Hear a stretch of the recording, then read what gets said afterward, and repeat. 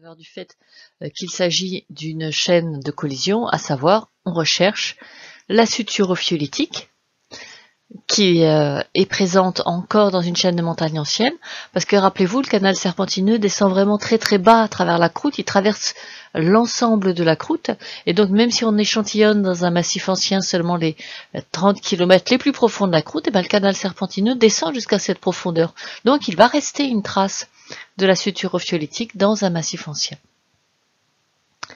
Donc vous allez ici avoir pour exercice de justifier qu'en France, la chaîne hercynienne, pour sa portion française, s'appelle la chaîne varisque parce qu'elle est en forme de V. Donc vous allez montrer que la suture ophiolitique a cette forme de V à travers la France.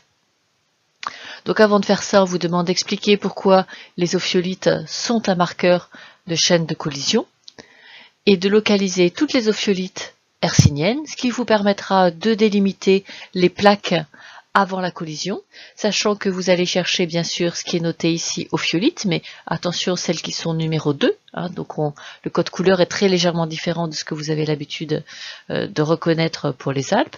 Bien sûr les ultrabasites qui sont des péridotites, mais on n'oubliera pas ici le complexe varisque de leptino-amphibolite, c'est-à-dire de métabasalte, qui est noté GLA.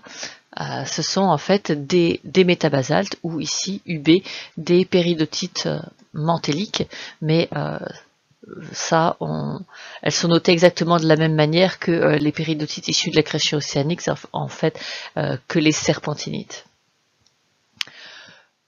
Donc, allez à la recherche des ophiolites hercyniennes en expliquant pourquoi vous pensez que cette suture est bien une limite de plaque.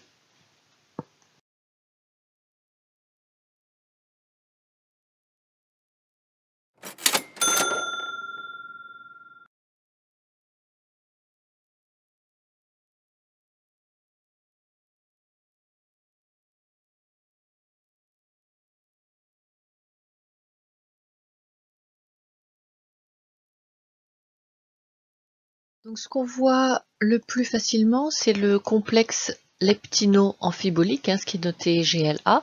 Donc vous en voyez ici. L'étoile dedans est marquée comme une relique d'éclogite, c'est-à-dire qu'on a réussi à trouver un petit morceau d'éclogite au milieu du reste qui présente des faciès métamorphiques qui, eux, sont de moyenne intensité, moyenne température. Donc vous voyez ici, on a le figuré, ça se voit mieux ici, là on a le figuré métamorphique de gradient de collision, donc gradient géothermique normal. On va vers des granulites, des leptinites, des amphibolites. Mais il y a, ça et là, des petits morceaux qui n'ont pas poursuivi leur métamorphisme, ils sont restés donc dans le faciès éclogite, pas seulement dans le faciès, ce sont des éclogites. Elles n'ont pas pu se retransformer avec d'autres minéraux pour donner un faciès moyenne pression et moyenne température. Donc l'hypothèse la plus simple, c'est qu'il n'y avait pas de circulation de fluide à cet endroit-là, et donc là les réactions étaient trop lentes, et donc elles ont gardé leur premier faciès de subduction. Donc on a à la fois un mélange d'un faciès de subduction dans des petits boudins de roches qui n'ont pas réussi à continuer leur métamorphisme, au sein de roches qui ont continué leur métamorphisme vers des faciès moyenne pression, moyenne température. Donc on en retrouve ici, on en retrouve là, toute cette zone, donc dans toute cette portion sud du massif armoricain, on retrouve une suture ophiolitique. Donc vous voyez qu'elle n'est pas linéaire et qu'elle a été probablement déplacée par cette grande faille décrochante.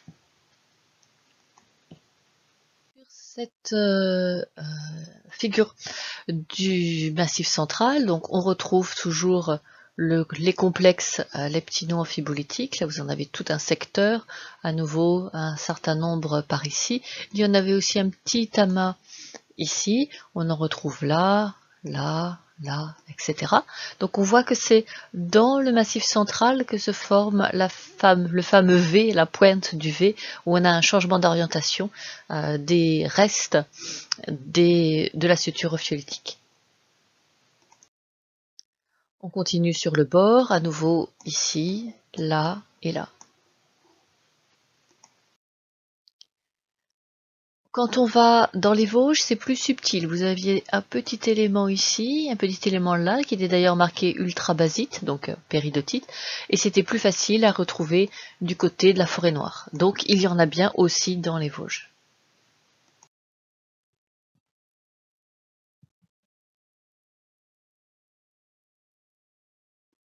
Ce qui fait que si on place l'ensemble de tous ces différents complexes que l'on voit, alors bien sûr là j'ai fait un petit montage, si on regarde comment ça se dispose dans l'espace à l'échelle de la France, on a, alors je vais peut-être le faire d'une couleur un petit peu plus foncée, on a un grand V qui traverse tout le sud du massif armoricain, qui a sa pointe dans le massif central et qui repart ensuite en passant par là en fait, en direction des Vosges. Et donc c'est pour ça qu'en France, à cause de ce grand V, on a appelé ça la chaîne Varisque. Mais en fait ça fait partie de la grande chaîne hercynienne, et donc puisqu'on a le domaine océanique qui se situe dans ce grand V, ça veut dire que forcément, puisque les ophiolites sont des restes de plancher océanique, ça veut dire qu'on a une plaque ici au nord et une plaque au sud, qui avait visiblement une forme un peu compliquée, hein, puisqu'on a un changement d'angle ici pour la suture ophiolitique, et qui se sont fusionnés, qui se sont soudés grâce à la formation de la chaîne hercynienne. Et c'est pour ça que maintenant c'est complètement soudé. Les chaînes de montagne, quand elles ont fini de se former, elles soudent complètement les continents. Alors pour se représenter ça un petit peu mieux, en mettant vraiment toute la carte de France, donc la partie sud du massif armoricain qui présente une suture ophiolitique, le V dans le massif central, et puis ça se prolonge en direction des Vosges. Et quand on remet ça à l'échelle mondiale, on s'aperçoit que la partie nord au-dessus de cette suture ophiolitique fait partie d'une petite plaque qu'on a appelée la plaque armorica, puisque en fait on y retrouve l'Armorique, la Bretagne, et puis un demi-continent qui est le Gondwana. Donc en fait, ici, on va avoir fusion entre une très très grande plaque au nord qu'on appelle la Laurasia, une très très grande plaque au sud qu'on appelle le Gondwana, et pris entre les deux, une mini-plaque qui est la plaque armorique. Et quand tout ça fera la grande chaîne de montagnes Varisque, eh bien la Laurasia, l'Armorique et le Gondwana seront désormais soudés et feront un seul et unique supercontinent qu'on va appeler la Pangée. Pour mieux comprendre comment se forme la Pangée, je vous propose de commencer au Dévonien. Donc la flèche vous montre la France, immergée à part la zone du futur massif central. On a un rapprochement donc progressif d'un certain nombre de plaques qui vont tout doucement. Donc au nord, là, vous avez la Laurasia, au sud, vous avez le Gondwana, et vous voyez que l'océan qui les sépare est en train de disparaître progressivement par subduction. Donc là, on est dans l'époque de convergence avec subduction océanique. On s'approche du tout début du Carbonifère et l'océan disparaît. On commence donc la collision continentale. Vous voyez se développer la chaîne hercynienne qui est maintenant bien développée en France et qui fusionne complètement le Gondwana et le Laurasia.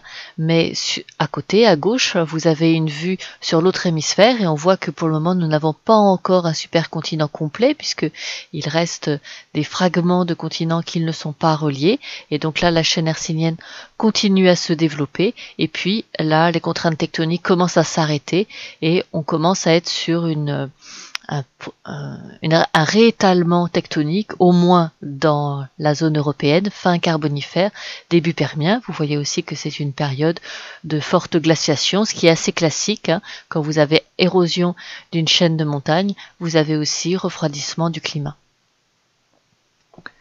Avec cette chaîne de montagnes hercynienne, la partie nord et la partie sud de la France sont désormais soudées, font partie du même continent, et cette croûte continentale, eh bien, c'est le socle sur lequel vont pouvoir se déposer tous les sédiments du secondaire, donc à partir du Trias, et qu'on va retrouver dans le bassin parisien, dans le bassin aquitain, et puis aussi dans une certaine mesure dans les Alpes.